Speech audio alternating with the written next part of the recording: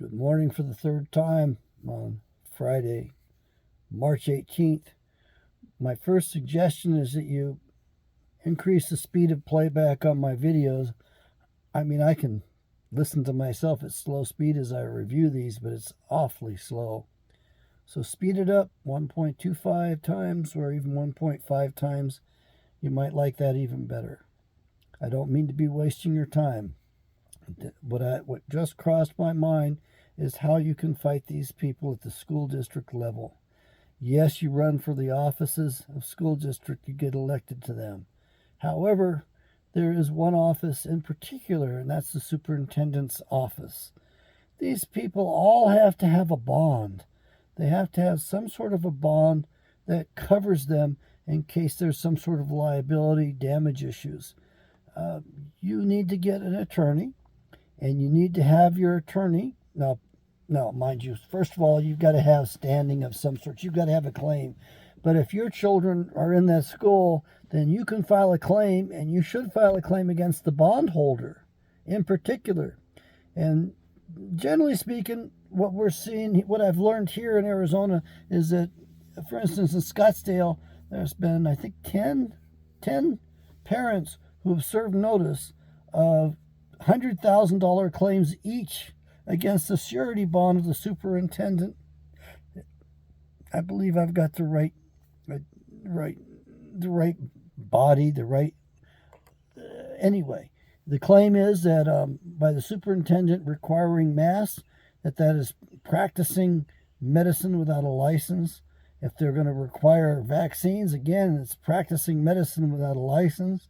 It's also child abuse. To have your breathing impaired. Children don't need that. Their brains are developing. They need every bit of oxygen they can get to grow those brains. Otherwise, you end up dulling their IQ. So you've got child abuse, practicing medicine without a license, you have educational abuse, and you also have child exploitation at the same time. So you have all of those three complaints, and there's laws. Those are crimes, folks. Those are crimes. You bring those charges against the bond company that holds the bond on these people, and they're going to have to pay attention. You hit them in the wallet so that they can't get insured again, and they're out. They're gone. They've got to be able to have that, or they can't do it. Is it fair? Heck yeah. You need to go to bat for your children. No child needs to get jabbed with any of these things. Children withstand this stuff just fine. They just don't need it. It's bad practice. To say that they can now get this thing and our future, those damn ads get me. Your future architects, lawyers, medical doctors, as if, oh yeah, every parent wants to hear that their kid's going to be a medical doctor. How many of you got medical doctors for children? It's kind of rare, isn't it? How many of you got attorneys for children? These are pretty high positions, and there's a lot of competition.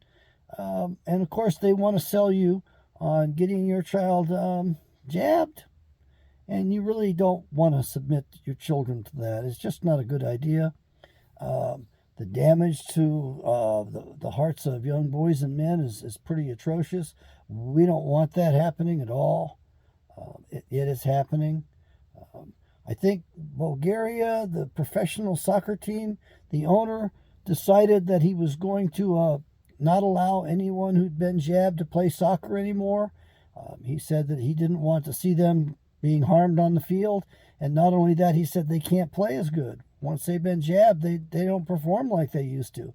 And so he just paid off their contracts and sent them home and banned them from the sport. He just wasn't going to do it anymore. So, athletes have to perform.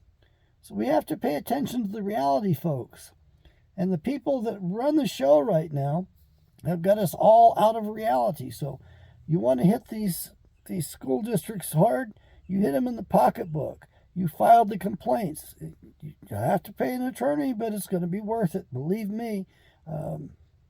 $100,000 claim against the bond, there's plenty of money to pay a good attorney with right there. Get the best attorney you can. Get a real warrior, a real champion. Some of these female attorneys are pretty darn good. They're sharp and they're, I hate to say it, but they can be vicious if they want to be. They can be. So, remember, women were given extra capacities for the purposes of motherhood.